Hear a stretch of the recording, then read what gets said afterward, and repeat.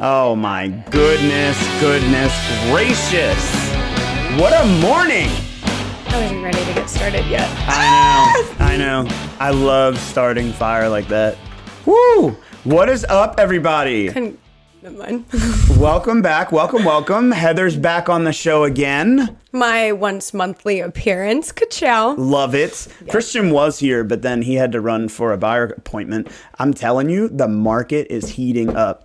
I was at a meeting this morning, and the guy I sat next to, I very rarely ever get a chance to talk to. And I turned to him, I said, Austin, blah, blah, blah, blah, blah. And he's like, yeah, man, it's crazy. I said, what have you seen lately? And he said, honestly, I showed a property on Saturday. I called the agent first thing this morning.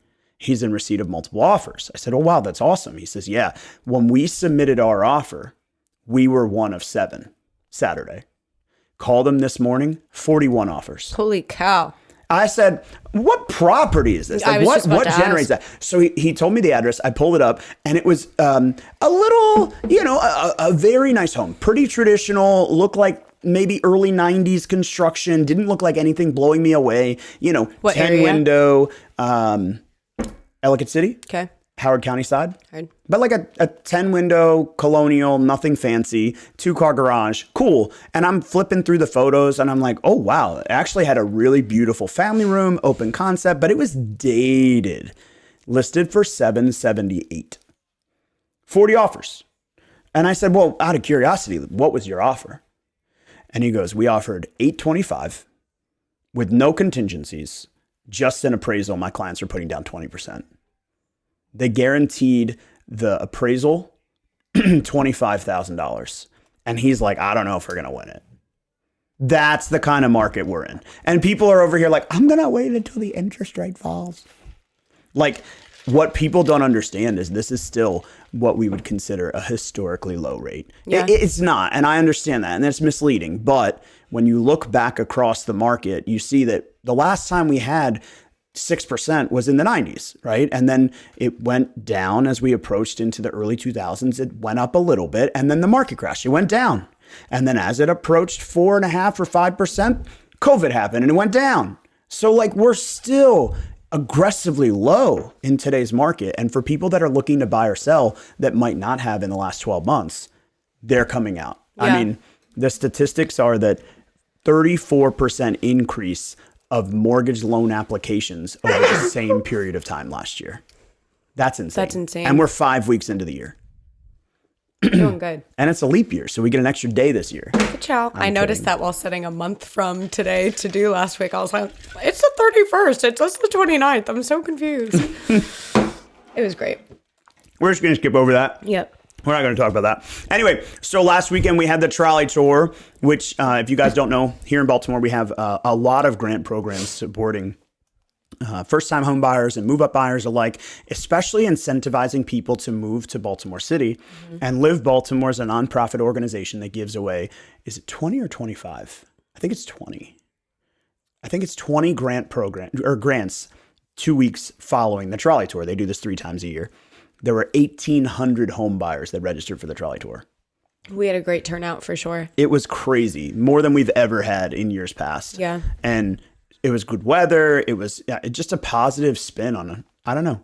Otherwise, I guess concerning market would be a good way that I would describe it. A lot of people are worried. Yeah. And I'm just, the stats show, I mean, we said, let's see. It was a 1% fall in home sales in November, year over year, from 2022 to 2023. And then 6% fall from 2022 to 2023 in December. But now we're seeing a straight rise in January. And I think that's reflecting the fact that the interest rates were aggressively high in August, September, October. They started to fall, and now people are coming back into the marketplace. It's kind of crazy to think about going right into an aggressive market like we had a couple years ago after the year that we had last year. Exactly. Thus the roller coaster of real estate. We love to see it. But I feel like people are just feeling encouraged by what they're seeing, the projections they're seeing, and they're starting to just warm up to the idea as a whole. I love this term in our in our blog that Liv writes every week on our website at frankoliverco.com under additional resources to the blog, you can find in the conclusion, there's a revival in home sales of a thaw after a challenging period. So like the challenging period, think of it like a frozen lake. Winter is coming. And now we're getting that thaw, like that immediate, like crushing blow. And it just totally changes the entire landscape. And I think that's true of what we're going to see in the next, 6 or 12 months. I think we've been projecting that for a while now.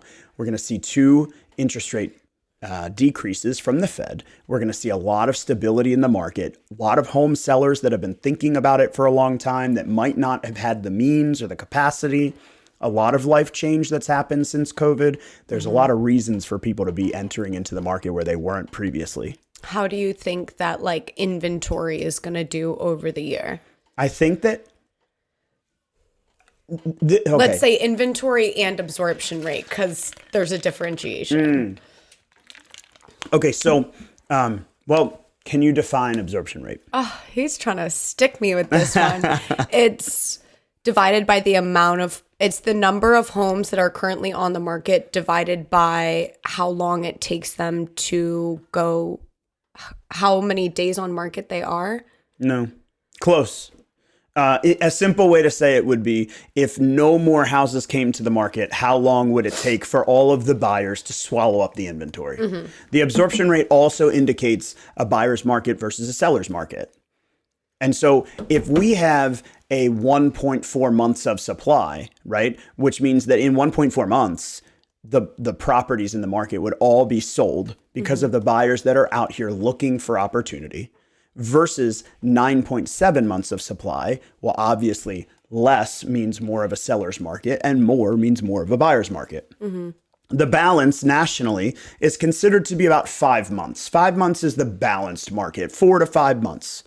In my history, I've been licensed for 11 years. I don't think that Baltimore has ever had 5 months of supply. What's the most supply you've seen? I think, and I honestly don't really know because I was doing this research retroactively, but I think that I saw like 4.4 months of supply. Hard. But in my career, it was typically in the 2s and 3s, 2.7, 3.4. That's a big fluctuation, but it gives the ebb and the flow of the real estate market.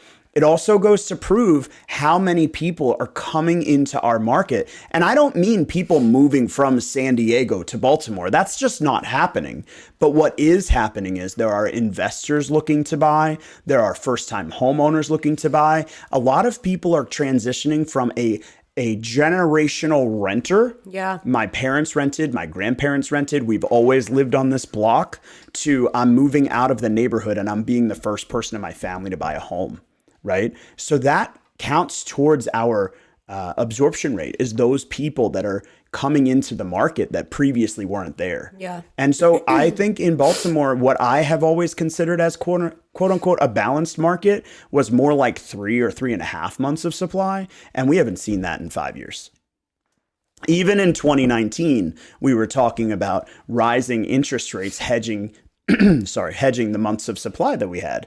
And Maryland was aggressively low just because of the dynamic of the first-time home buyer. It's such a welcoming place where a lot of people come from out of state for schools and jobs and opportunity, and then they just don't leave because financially it's more feasible to buy here in Maryland than it is to go back to middle northern New Jersey, Philadelphia, New York, Long Island, Connecticut, where these families are sending their kids to Maryland schools, Towson, Hopkins. Yeah. I mean, there's a number amount of schools. Yeah. Innumerous amounts. Yeah. Excuse me. So I think that what we're seeing is kind of coming to fruition, our anticipation. And I guess the question that we're being asked is what we see the market doing. It's like, how many times will you ask the same question over and over and over again? We give you the same answer. You're continuously proven wrong, and yet you're going to sit on your laurels and say, I'm waiting for the market to crash. In history, how many changes in the market have we seen where the real estate market has gone into a negative debt? Is it twice? Twice. Yeah. Since 1940, I think it was, 1942, when they first started tracking real estate value.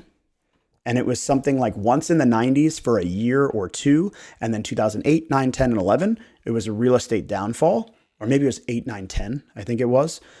So 5 years in total. Every other year since the 40s, we've had at least a 1% equity appreciation nationally, right? We're not talking hyper local, we're talking national. But if you're going to talk about how I'm waiting for interest rates to fall or I'm waiting for the opportunity to strike, well, it seems really progressively like we have multiple offers again on every offer. We have multiple buyers negotiating for the same home, and we don't have enough sellers that are looking to position themselves and really disposition themselves, right? Moving out of our marketplace. And that is the real challenge. Most people are staying in our marketplace. They're not moving on. They're not moving to South Carolina. They're not moving to San Diego or LA. I mean, it'd be beautiful to live out there, but most people are staying hyper local. Yeah. And then the other challenge is people, much like myself, where you have a property, you secured it at a really low interest rate, and you want to milk that interest rate and the equity that you've gained and create an opportunity for another family by creating wealth by renting your property. So now you're entering the market as a buyer, only perpetuating the problem and not adding a disposition to the market of the sale of your home. Yeah. It's kind of crazy. Kind of crazy to think about. It is kind of crazy to think about. As you're working with your buyer clients, what are you seeing them? What is their real-time perception on today's market? I mean, I feel like especially as we've seen competition pick up, it was like the primary complaints I'm hearing is, oh my God, we didn't have time to submit an offer in time. I would say that's the biggest complaint, but I've also noticed that there have been a lot more properties in the last couple of weeks coming. So hopefully, especially as it gets warmer out, it'll just encourage that to keep flowing, I guess. I think statistically, we saw an 8.6% increase month over month of listings coming to the market, which is a huge value. And obviously, it makes a big impact for our homes. But I think the reality is that the buyers need to start to see it from the perspective that we ended COVID in. I literally had this thought this morning. We lost out on a property this weekend, and I went to schedule showings tonight. I selected 5 properties. I went to go schedule the showings, and one of the properties didn't show up when I went into the showing system. I scheduled my showings accordingly, and I went back into the listings just to go re-pull that listing. It went under contract.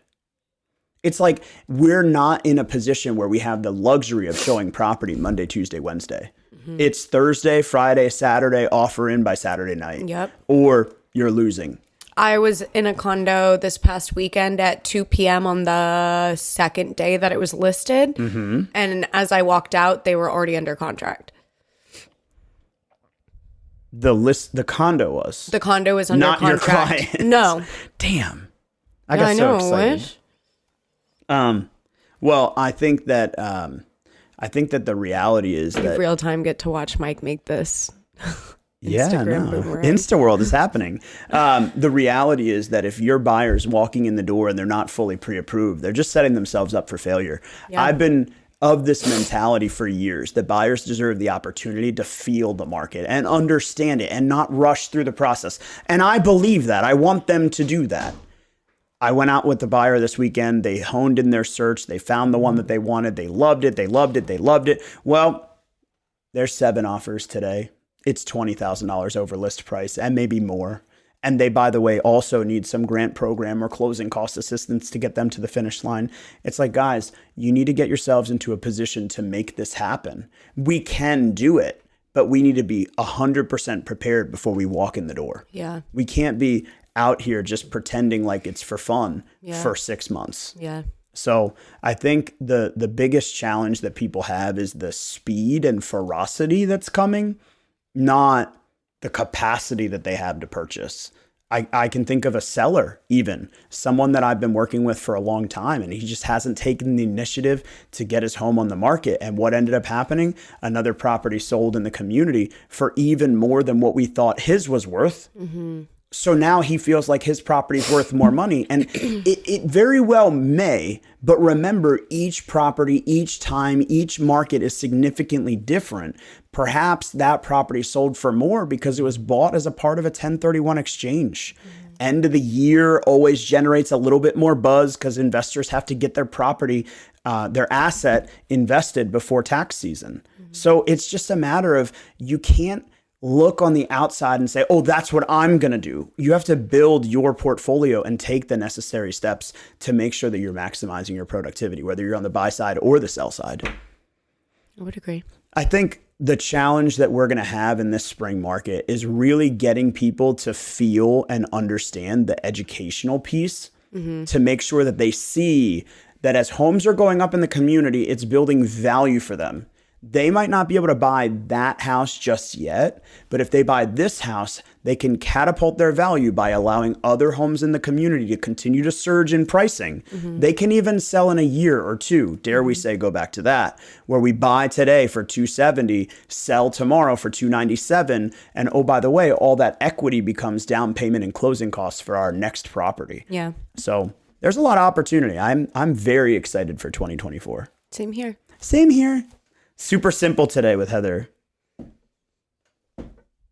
Yeah. Quiet. There you go. Well, I have a full-time job. I will speak for you and say we got to get back to it. But I'm so excited to chat with you guys. First week of February 2024. Mark my words today. It's going to be one of the best years of real estate ever. We're going to see prices surge. We're going to see interest rates fall. Buyers that take advantage of it are going to have the opportunity to make themselves a difference for tomorrow. Sellers that take advantage of today's market could very well be putting themselves in a position to move forward. And who knows?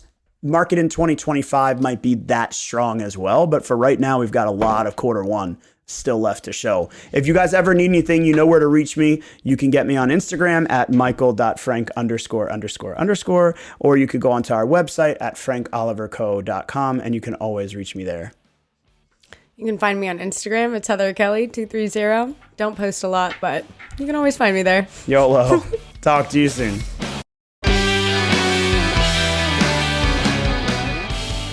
What's up, guys? Thanks for watching. For more information on the housing market, Real Estate 101, how you can leverage your position in today's market, and so much more, click on the link below. If you like this video or have a burning real estate question you'd like us to answer, leave us a comment and let us know. Don't forget to like and subscribe so you never miss an episode, and we'll see you again real soon.